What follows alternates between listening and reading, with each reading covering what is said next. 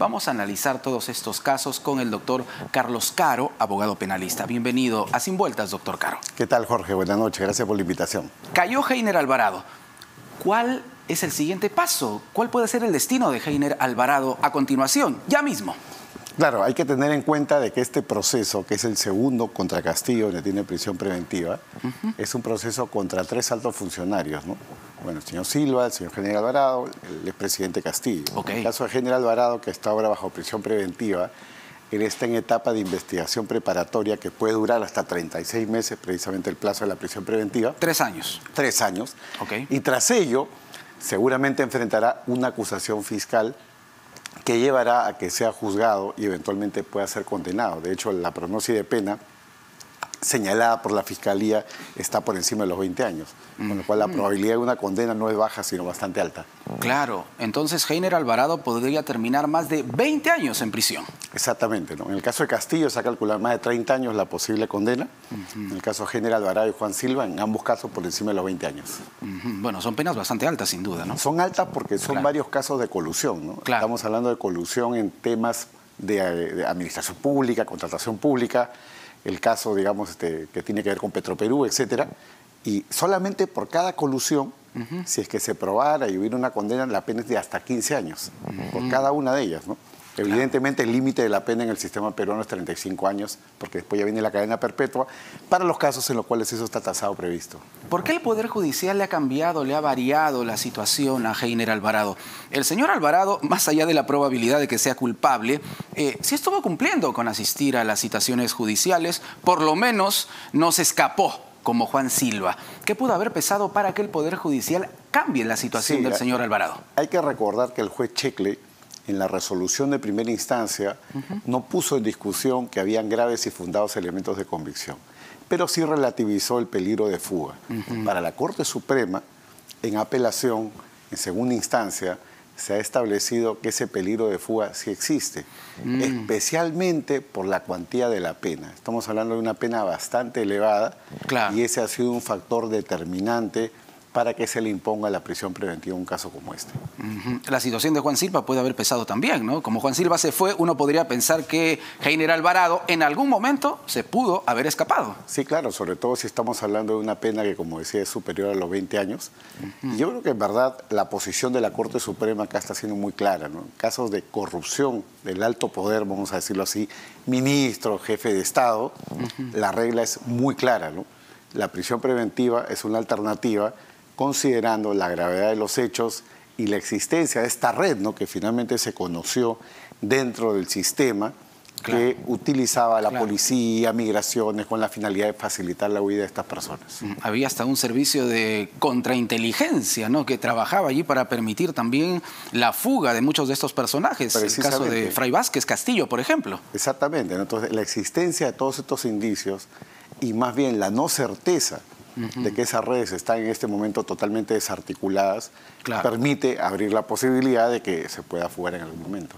¿Qué puede pasar con el expresidente Pedro Castillo? Él tiene no una, sino 2 prisiones preventivas en la práctica, ¿no? Una por el tema de la organización criminal y otra por el fallido golpe de Estado. Son 2 casos distintos, pero en ambos tiene prisión preventiva. En ambos tiene prisión preventiva. Y desde luego ahí la discusión central va a ser la llegada a juicio, ¿no? Porque esas 2 prisiones preventivas están corriendo su suerte, digamos, en paralelo, pero uno de estos casos determinará o dará lugar en su momento a una acusación fiscal y tras ello nuevamente todo lo que es el proceso de la etapa intermedia, eventual juicio oral, sentencia, ¿no? Entonces es altamente probable que Castillo no salga libre, sino dentro de muchos años, considerando, por ejemplo, que en el caso del delito de rebelión, que es un caso muy acotado, muy concreto, lo que se tiene que jugar son horas de lo que pasó ese 7 de diciembre. Ese juicio puede caminar muy rápido y podría significar la primera condena contra Castillo, con lo cual el tema de las prisiones preventivas ya no va a ser tan relevante porque ahí nada más podría recibir penas por encima de 10 años. ¿En cuánto tiempo puede salir ya la sentencia, la pena en contra del expresidente Pedro Castillo por este caso, por el de rebelión y conspiración? ¿Qué es el más rápido, según usted lo analiza? Más rápido porque es muy concreto, muy acotado, ¿no? Está todo clarísimo también, lo hemos visto. Lo vimos por televisión, lo escuchamos por radio, en fin. Todos hemos sido testigos. Ahí la discusión es técnica, si es rebelión, si está consumado, si es tentativa, pero ya es una discusión de puro derecho. Pero la parte de los hechos está yo creo que agotada, aprobada, y yo creo que la Fiscalía en los próximos 6 meses podría emitir una acusación fiscal, salvo que tenga alguna diligencia especial que actuar.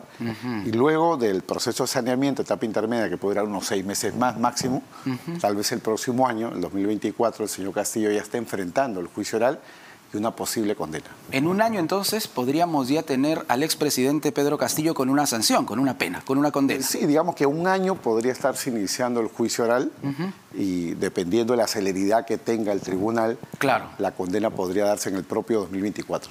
¿Y qué pasa si también es sentenciado por el otro delito, el de organización criminal? ¿Hay sumatoria de penas? ¿Va la pena más elevada? ¿Qué es lo que pasa allí? Sí, acá las penas corren en paralelo, ¿no? Hay un proceso de refundición de penas, pero el otro caso, que ha sido el objeto de la confirmación hoy día de la prisión preventiva por 36 meses, organización criminal, colusión, etc. Colusión, tráfico de influencias.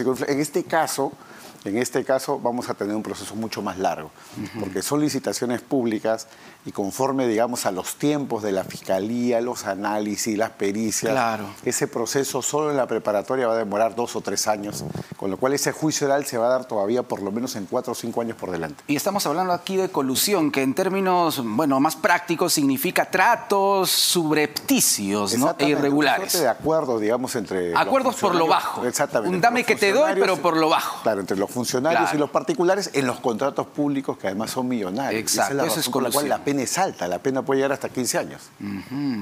Y en este caso, 10 años para un caso, 15 para el otro. Estamos hablando aproximadamente de 25 años. ¿Allá hay sumatoria de penas o va la pena más alta? A ver, como son casos que están separados, el caso de rebelión puede tener pena de 10 años o más, pero el caso de colusión puede tener pena hasta 30 años porque son varias colusiones. Una en una licitación, otra en otra licitación. Entonces la Fiscalía ha hecho un ejercicio según el cual en su prognosis de pena, la pena para Castillo, solamente por este caso, donde se le ha confirmado hoy día la prisión preventiva, la pena puede superar los 30 años. Pero gnosis de pena van en paralelo. Claro, pero gnosis de pena es cálculo de sanción. Un cálculo por ahí, con la finalidad para traducir un poquito, exactamente, doctor Caro. Es un cálculo de la pena con la finalidad de convencer al juez de que los hechos son gravísimos. Claro, 30 años entonces aproximadamente. Más de 30 años. Más de 30 años. Claro. Y en el caso de Heiner Alvarado y el señor Juan Silva, más de 20. Y no nos podemos olvidar tampoco de este personaje, lo hemos dicho, tan siniestro, ¿no? Jorge Hernández Fernández, el español. Su caso, la audiencia de impedimento de salida, se va a realizar el lunes 3 de abril. Abogado penalista, doctor Caro, ¿es imprescindible para detener, por ejemplo, en este caso, a Heiner Alvarado, que su abogado haya sido notificado o no? No, no es imprescindible. Es, digamos, una garantía del proceso recibir una notificación, pero la garantía no es para el abogado, la garantía es para el imputado. El imputado puede ser retenido desde que existe una orden judicial y lo trascendente no es que la conozca previamente o haya sido notificado. Lo trascendente, según la Constitución, es que sea informado al momento de la detención de las razones de su detención. Es decir, si al momento de ser detenido se le ha informado que hay una orden judicial y se le ha entregado copia de la resolución judicial, claro, eso es más que suficiente para cubrir su garantía, digamos, de ser notificado o informado de las razones de su detención. Ese es el tema clave. Lo demás son temas, a mi juicio, más adjetivos o procesales, una suerte de distractivos de lo central, ¿no?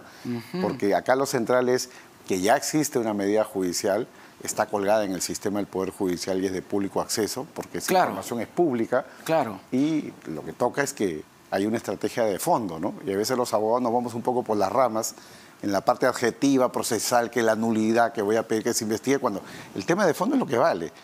¿Cuál va a ser su estrategia de defensa? La estrategia de defensa va a ser colaborador eficaz, va a negar los cargos, etcétera. Porque lo que se ha visto es que Heiner Alvarado ha conversado con los agentes que han procedido a la detención. Seguramente le han informado de la orden que ya había sido conocida por todos, porque el juez lo dijo claramente, ¿no? Claro, porque además la requisitoria se registra de inmediato dentro del sistema. Y precisamente esa es una de las razones de lo que se quiere evitar. Claro. Se quiere evitar que precisamente hayan posibilidades de fuga, muy bien, una suerte de aporías para que eso no suceda. Doctor Caro, muchísimas gracias.